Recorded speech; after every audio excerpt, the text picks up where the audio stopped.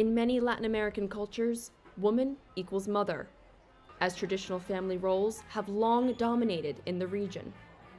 If you are born a woman with reproductive capacity, then you are going to have children at some point. But a growing number of women here, like Isabel Cortez Holguin, are choosing not to give birth, in a radical departure from deeply ingrained expectations of motherhood. It's important to be aware that motherhood is a decision and should never be felt to be an obligation. The shift is raising fears of an aging population creating a burden for the taxpayer. It's also highlighting how a combination of financial constraints, a lack of state support, and a desire to prioritize careers is pushing women like Cortez into imagining a different future. That's why she and Aran Sosa Diaz founded the online global community Nunca Madres, or Never Mothers, in 2021. The group offers workshops analyzing topics from societal stigma to workplace discrimination to personal finance. Nunca Madres was born not only out of the need for us to be able to talk about these issues, but also because we know they're not discussed much. So we wanted to find a way to be able to expand that conversation. Many members say they feel pressured by relatives who believe they'll regret the decision not to have a family and have no one to look after them in old age.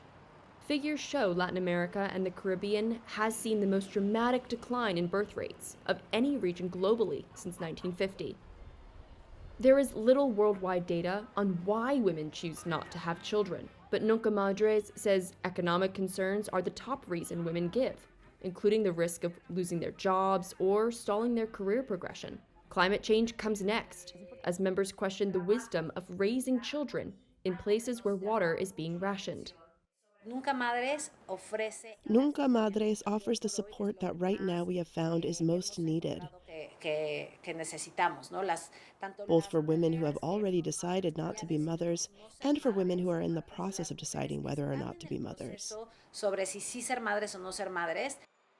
Global birth rates have shrunk since contraception became widely commercialized in the 1960s. But experts say poor protection against gender violence and a lack of support for prospective mothers have contributed to a steeper decline in Latin America.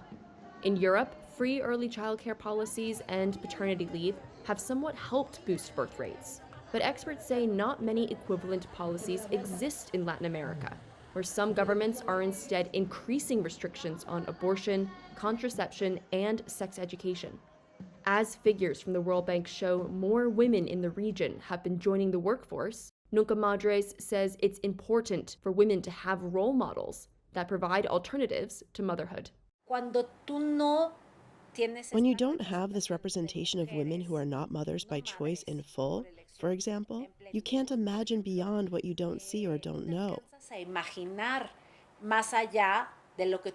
Representation is always important in order to be able to imagine different futures or different choices.